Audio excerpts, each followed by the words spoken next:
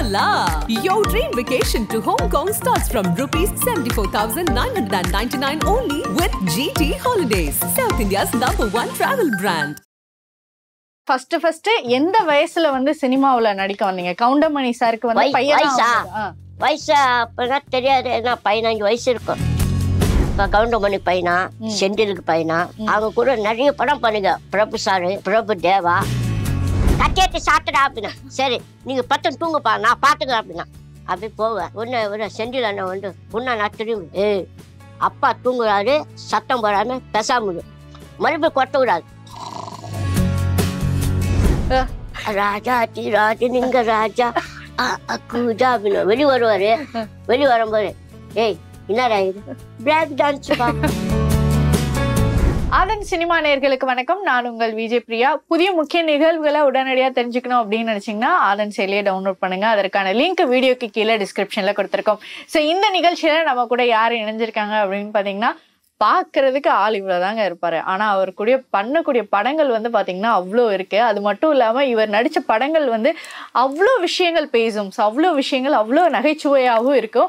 So அப்படிதான் நம்ம கூட ஒருத்தர் இருக்கிறாரு. இவர் பேர் வந்து பார்த்தீங்கன்னா ஒரிஜினல் பேர் வந்து ரமேஷ். ஆனால் இவர் ஒரிஜினல் பேர் சொன்னால் யாருக்குமே தெரியாதுங்க. ஆனால் இவருடைய சினிமா வட்டாரங்களில் இவருக்கு கூப்பிடக்கூடிய பேர் என்ன அப்படின்னு பார்த்தீங்கன்னா சித்ரகுப்தர். ஸோ அவர் தான் நம்ம கூட இருக்கிறாரு. ஸோ அவர்கிட்ட நிறைய சுவாரஸ்யமான விஷயங்கள் கேட்டு தெரிஞ்சுக்கலாம். வணக்கம் சார். வணக்கம் மேடம். எப்படி இருக்கீங்க? நல்லா இருக்க. நீங்க எப்படி இருக்கீங்க? ரொம்ப நல்லா இருக்கேன் சார். ஸோ நிறைய படங்கள்ல நாங்கள் உங்களை பார்த்துருக்கோம். கவுண்டமணி செந்தில் ஆகட்டும், வடிவேலு, விவேக் அப்படின்னு சொல்லிட்டு ஏகப்பட்ட காமெடி ஜாமுவான்கள் கூட நீங்க நடிச்சிருக்கீங்க. ஸோ ஃபர்ஸ்ட் நீங்க சினிமா இண்டஸ்ட்ரிக்குள்ள வரும்போது எப்படி இருந்தது? ஏன்னா இப்ப மற்ற ஆக்டர்கள் உள்ள வரும்போது வந்து ஒரு செல்ஃப் கான்ஃபிடன்ஸ் வந்து வர்றதே ரொம்ப கஷ்டமாக இருக்கும். ஸோ நீங்க ஒரு சினிமாக்குள்ள வரணும், நம்ம ஒரு நடிகர் ஸ்கிரீன்ல வந்து பிரசன்ஸ் ஆகணும் அப்படின்னு நினைக்கிறப்ப எப்படி தோணுச்சு உங்களுக்கு? ஃபர்ஸ்ட் நாங்கள் ஃபஸ்ட்டு படம் அம்மாலாம் என்ன சினிமாக்கெல்லாம் சின்ன வயசில் கூப்பிட்டு போகும்போது கூப்பிட்டு போவாங்க. எம்ஜிஆர் படம் பார்ப்பேன், சிவாஜி படம் பார்ப்பேன், ரஜினி படம் பார்ப்பேன், கமல் படம் பார்ப்பேன், தேட்டர்லாம் பார்ப்பேன். சரி நம்மளால வேற வேலை செய்ய முடியாது அப்படின்னு நானும் அப்பாவும் சினிமா ஃபீல்டெல்லாம் அப்படியே அலைஞ்சி அப்படியெல்லாம் போயிருந்தோம். ஃபர்ஸ்ட் படம் ஒன்று ஒரு பேப்பர்ல ஒரு விளம்பரம் வந்துச்சு.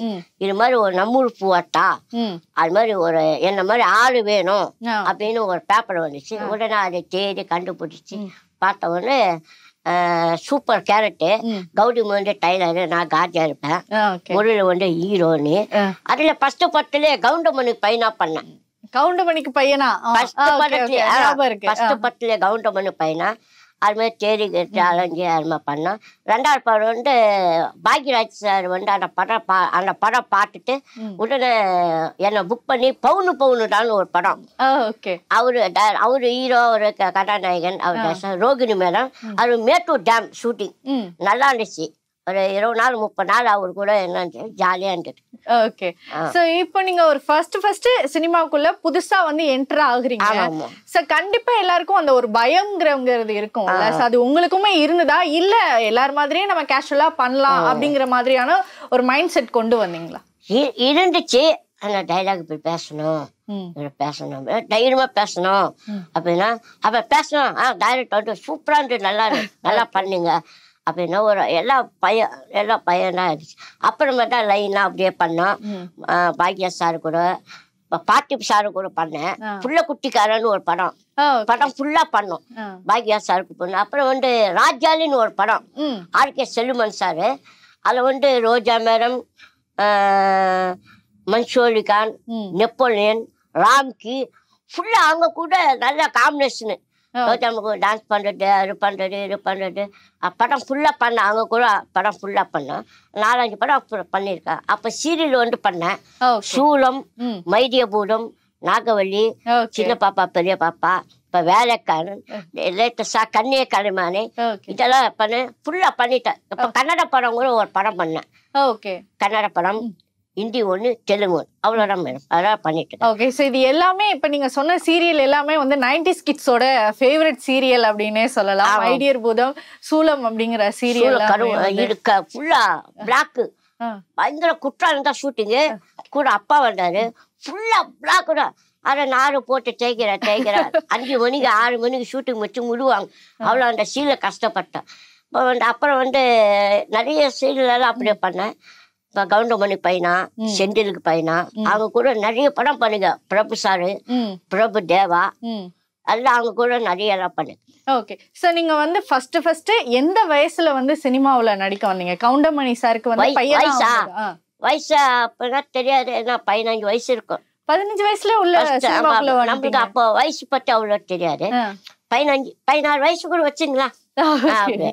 ஓகே. சோ ஃபர்ஸ்ட் ஒரு பெரிய காமெடி ஜாமுவான் அப்படின்னு பாத்தீங்கன்னா கவுண்டமணி செந்தில். இவங்களோட பேர் வந்து ஒரு பயங்கரமான ஒரு ரீச் இருக்கும். மக்கள் மத்தியில வந்து பயங்கரமான எதிர்பார்ப்பு இருக்கும். சோ இவங்க காமெடினால எப்பா பயங்கரமா இருக்கும் அப்படின்னு. சோ அவங்க கூட நீங்க வந்து புதுசா ஜாயின் பண்றீங்க. சோ அந்த ஒரு அனுபவம் எப்படி இருந்தது? அவங்க ஏதாவது உங்களுக்கு கத்து கொடுத்தாங்களா? காமெடியில இந்த மாதிரி பண்ணுங்க அப்படின்னு ஏதாவது சொல்லி கொடுத்தாங்களா? ஆனா காமெடியெல்லாம் பண்ணேன். ஆனால் நல்லா தைரியமா எல்லாம் பண்ணேன். பயப்படாம கொள்ளாம கொஞ்சம் மனசுக்குள்ள பையன்லாம். ஆனால் நல்லா பண்ணேன். நல்லா இருந்தது அப்படின்னு பாராட்டினேன். Okay. Goundamani sir, Senthil sir உங்ககிட்ட என்ன சொன்னாங்க அப்போ அந்த ஷூட்டிங் ஸ்பாட்ல? அப்படியெல்லாம் ஒரு நல்லா பண்ண தம்பி அப்படின்னா. அப்புறம் வந்து இது கூட என்னது ஜெயம் ரவி படம் பண்ணோம்.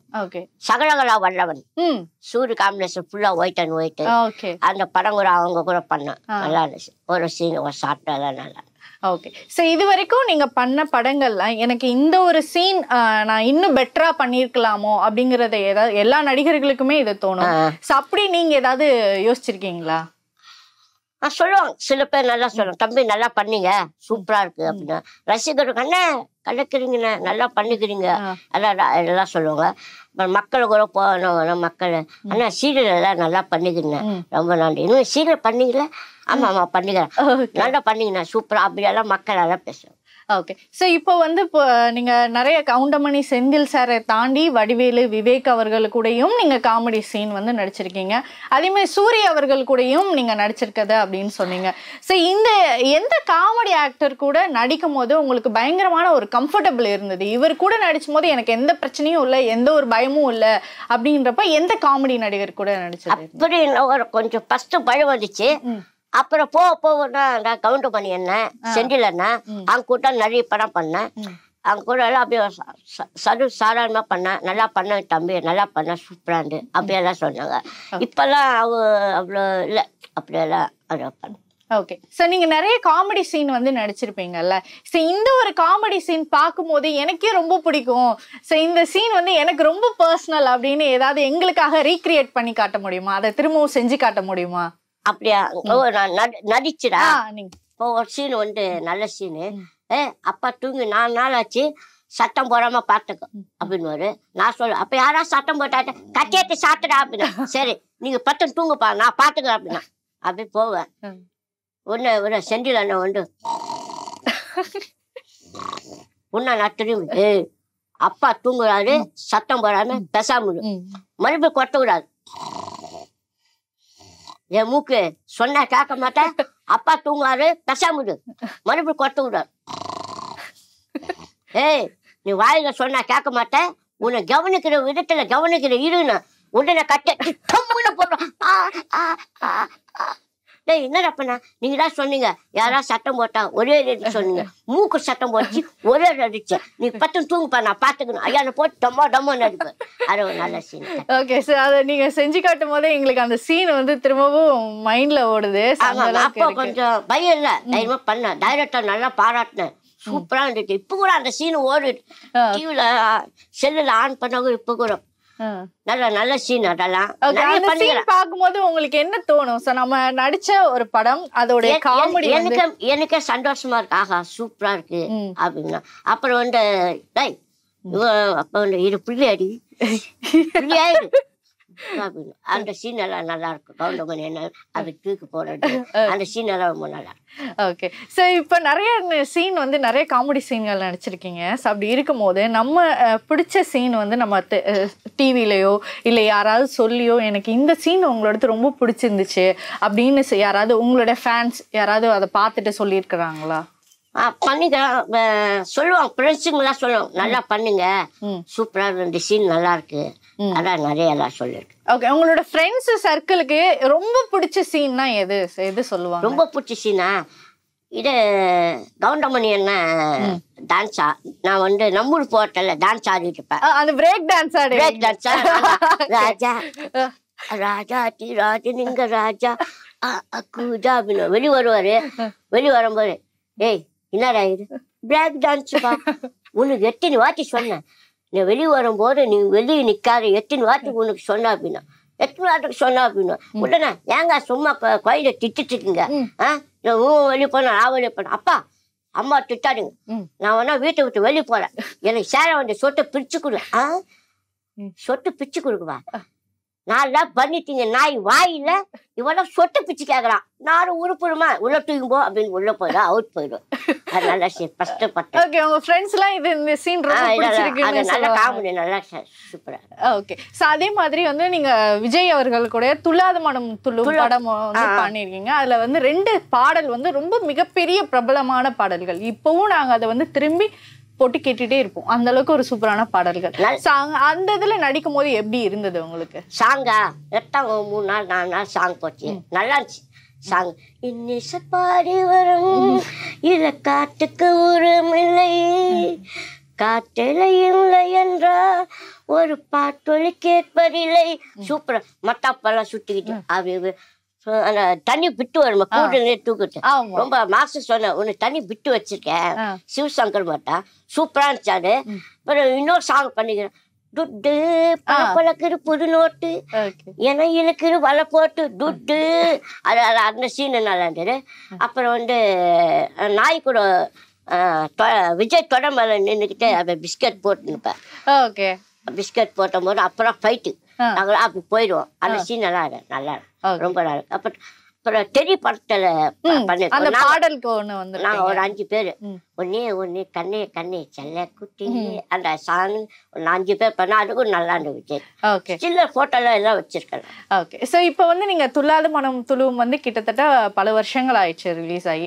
ஸோ அதற்கு அப்புறமா வந்து தெரி அப்படிங்கிற ஒரு படம் திரும்பவும் விஜய் கூட ஸோ அந்த ஒரு பாடல் ஏற்கனவே வந்து துள்ளாத மனம் துளுவும் படத்துலயும் பாடலுக்கு வந்திருக்கீங்க.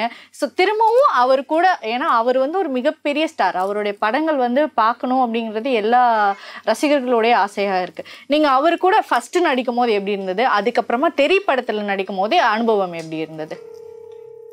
அவருக்கு விஜய் சார் கூடவா அதெல்லாம் அப்படியெல்லாம் ஒண்ணும் இல்லை. ஃபர்ஸ்ட் நல்லா எல்லாம் ஒரே மாதிரி தான் இருந்தாரு. அப்படி நல்லா சாப்பிட்டீங்களா அவ்வளோ யார் பேசணும் எவ்வளோ பேசணும். இப்போ விஜய் வந்து ஸ்டைலாக நிற்பாரு பேட்டிங்க நல்லா இருக்கீங்களா சாப்பிட்டீங்களா அப்படின்னு தெரியப்பட்டல வந்து அதெல்லாம் ஸ்டைலாக இருக்கும். ஓகே சரி நான் இப்போ நீங்கள் நிறைய காமெடி ஜாமுவான்கள் கூட நடிச்சிருக்கீங்க நிறைய ஹீரோக்குள்ள நடிச்சிருக்கீங்க. ஸோ இந்த ஒரு ஆக்டர் கூட நான் நடிக்கணும்னு ஆசைப்பட்டேன் எனக்கு ஆசையா இருக்கு அப்படின்னா யாரு கூடன்னு சொல்லுவீங்க? எல்லாருக்கும் நடிக்கின்ற ஆசையா இருக்கு. ஆனா சீனை தகுந்த மாதிரி தான் அந்த சீனை கொடுப்பாங்க. நம்மளாம் ஒன்றும் பண்ண முடியாது சண்டை போட முடியாது. சீனு தகுந்த மாதிரி தான் கூப்பிடுவோம். திடீர்னு வேணா அண்ணா வேணா எங்கன்னா இருக்கீங்க அந்த சீனு ஒரு சீனுக்கு சீனு ஒன்று இருக்கு அப்படி பண்ணுங்க அப்படி கூப்பிடுவாங்க. நம்ம தான் விளையாட ஓகே இதோட பண்ணிட்டேன் 150 படம் 200 படம் பண்ணிட்டேன். 200 படம் ஓகே சோ அதற்கு பெரிய வாழ்த்துக்களும் கூட. நன்றி நன்றி நன்றி. இந்த டிவி சீரியல்கள் சொல்லியிருந்தீங்க சூலம் மற்றும் மை டியர் பூதம். ஸோ இந்த சீரியல்லாம் வந்து பாத்தீங்கன்னா அந்த டைம்ல ரொம்ப ஃபேமஸா இருந்தது பயங்கரமான ஒரு டிஆர்பில இருந்தது. ஸோ அந்த சீரியல் பார்க்கும்போதும் ரெகுலரா வந்து உங்களை தொடர்ந்து பார்க்கலாம். ஸோ அந்த சீரியல்கள் அப்படி இருக்கும்போது ஒவ்வொருத்தரும் என்ன கமெண்ட் சொன்னாங்க அதுல நீங்க பண்ண கேரக்டர் எப்படி இருந்தது? சீரியல் வந்து நல்ல கேரக்டர். சில பேர் சொல்லுவாங்க மக்கள் எல்லாம் சொல்லுவாங்க தம்பி நீங்க தானே அந்த சீரியல் பண்ண. ஆமா நான் தான் பண்ணேன் சூப்பரா பண்ணுங்க அப்படின்னா.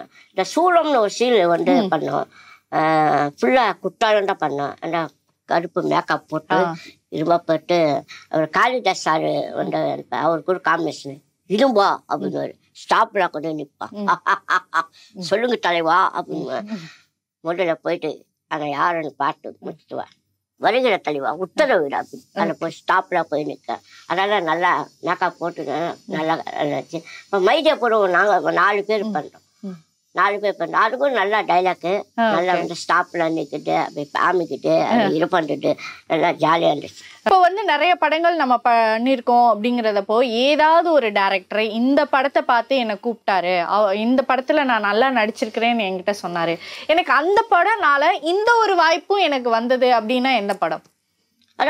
அதான் வந்து அதான் ஃபர்ஸ்ட் படம் வந்து நம்மூர் போட்டா பண்ணல அது வந்து பாக்யா சார் அந்த படம் பார்த்தார். பார்த்துட்டு ஆஃபீஸ்க்கு வர சொன்னார். போனேன் இந்த படத்தில் வந்து நீங்கள் நடிகரை எங்கள் கூட பண்ணுறேன் அப்படின்னு.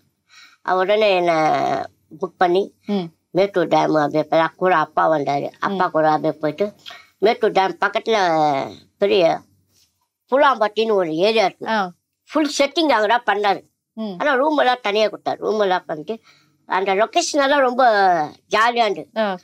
மேட்டூர் டேமு இந்த சாங்கு எல்லாம் அந்த படத்துல நல்லா இருக்கும். ஹீரோன்னு என்ன எங்களை கலாய் இன்னென்ன சுட்டிங்க பட்டாலும் பவுனு போகுங்க எங்களெல்லாம் போட்டு தண்ணியில போட்டு பண்ணி அம்மாக்களை கலாய்ப்பாங்க ஃபுல்லா. ஃபர்ஸ்ட் படம் பார்த்துட்டு அந்த படம் புக் பண்ணி எனக்கு தூக்கிப்பாங்க. அப்ப லைன்னா அப்படியே வந்துச்சு. அப்ப பார்த்து சார் பார்த்தாரு. புள்ள குட்டிக்காரன் அந்த படத்துல ஃபுல்லா செட்டிங்கு அண்ணாசால ஸ்டுடியோ தான். அந்த படத்துல பசங்க கூட நாங்க இருக்கு. அந்த படம் ஃபுல்லா அவர் பாட்டு சார் பண்ணாரு. அந்த படம் பார்த்தா அது பண்ணோம். அப்புறம் சின்ன மேடம்னு ஒரு படம் ராம்கி சார். அது நல்ல கேரட். சுந்தரராஜ் சார் வந்து மாமா, நானு யூரோனி கூட காம்பினேஷன். அந்த சீன் எல்லாம் நிறைய நல்லா இருந்துச்சு. ஓகே. ஸோ இப்போ வந்து நிறைய பிரபலங்கள் வந்து அதாவது சைடு ஆர்டிஸ்ட் வந்து நிறைய பேர் வந்து இப்போ நிறைய காணாமல் போயிட்டாங்க. ஸோ அவங்க இதுக்கு முன்னாடி நடித்த சீன்கள்லாம் வந்து நம்ம பார்க்கும்போது இவங்க இவ்வளோ நல்லா நடிச்சிருக்காங்களே, ஆனால் இப்போ மார்க்கெட்டில் வந்து இருக்க மாட்டாங்க. ஸோ எங்கே போனாங்க அப்படின்னா எங்களுக்கு பட வாய்ப்பு கிடைக்கலங்க, ஸோ எங்களுக்கு வந்து பட வாய்ப்பு யாருமே கொடுக்கல அப்படிங்கிற மாதிரியான டாக்லாம் வந்து நிறைய போயிட்டு இருந்தது. ஸோ உங்களுக்கு தொடர்ந்து பட வாய்ப்புகள் வந்துக்கிட்டு தான் இருக்கா, இல்லை எனக்கு பட வாய்ப்புகள் குறைஞ்சிருச்சு அப்படின்னு நினைக்கிறீங்களா? இல்லை அப்படி இல்லை. சில கம்பெனி வந்து நிறைய பேர் தெரிஞ்சுங்க எல்லாம் இருக்காங்க. நிறைய பேர் சப்போர்ட் பண்ணுவாங்க. இன்னும் இருக்கு. இப்போ புது ஹீரோனு சார், புது ஹீரோ இருக்காங்க, கொஞ்சம் பண்ணி கொடுங்கண்ணா அப்படின்னா சரி நான் பண்ணி தரேன்பா இவ்வளோ சரி போகலாம் அப்படின்னு போயிட. புது படம் வந்து கரிமூட்டம், மாம்பழம் திடீர்னு ஒரு படம். அப்புறம் வந்து பிரம்ம முகூர்த்தம். சரி நான் பண்ணோம் வேணும் அதுக்கு நம்ம சப்போர்ட் எல்லாம் சில பேர் இருக்காங்க.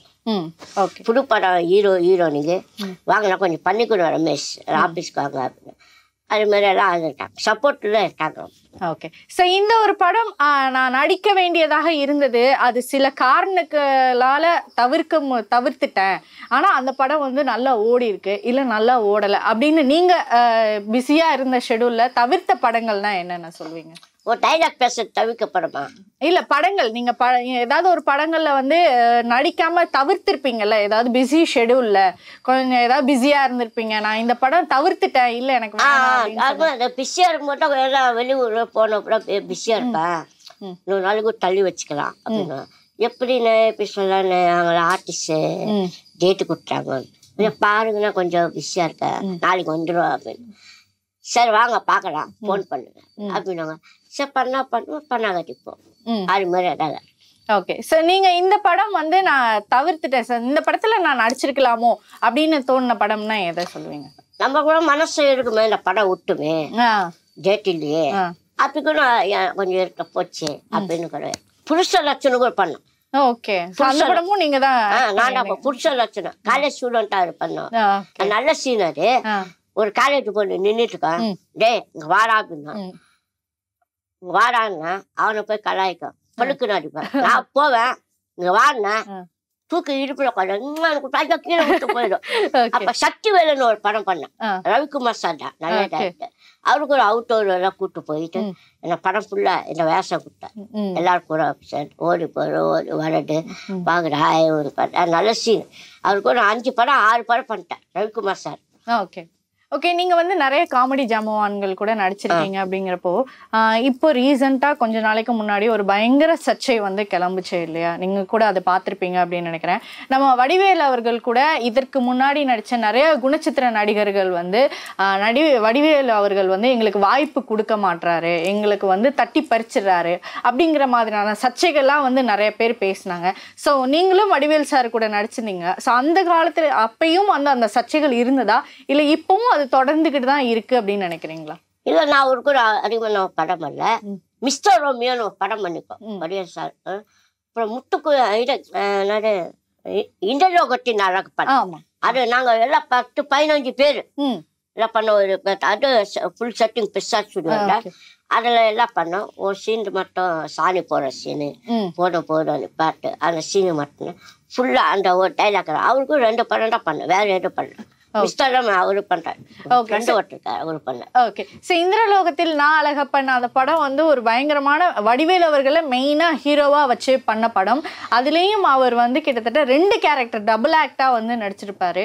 ஸோ அந்த படத்தில் நடிக்கும் போது உங்களுக்கு எப்படி இருந்தது? என்ன மாதிரியான அனுபவங்கள் உங்களுக்கு கிடைச்சது? இல்லை, எங்கள் ஃப்ரெண்டை கூட எல்லாமே நம்ம ஐட்டங்க ஃப்ரெண்டை கூட்டானே. ஒரு சீன் தான் நம்ம சீனு, 10க்கு மேலே சாணி கீழே பட்டிருக்கோம். 2 கேமரா. அது நல்லா பண்ணுங்க டைரக்டர், நல்லா பண்ணுங்க, ஒரு ஷாட் நல்லா பண்ணுங்க, நல்லா டைலாக் பேச. அதெல்லாம் வேற ஆள் டைலாக் பேச போனா என்ன இழுத்து விட்டாங்க. அந்த டைலாக் பேச நான் அச்சு விட்ட டைலாக், ஒரு டைலாக் ஒரு ஷாட் தான் சூப்பரா பண்ணீங்க. ஒரு ஷாட்டு முடிஞ்சு கீழே ஒரு கேமரா, ஒரு ஷாட்டு டக்குன்னு முடிச்சிட்டேன். நல்லா பண்ணுங்க ரமேஷ் அப்படின்னாரு. நல்லா பண்ண சித்தர் விட்டா அப்படின்னாரு தம்பி ராம்பார். நல்லா இருந்துச்சு.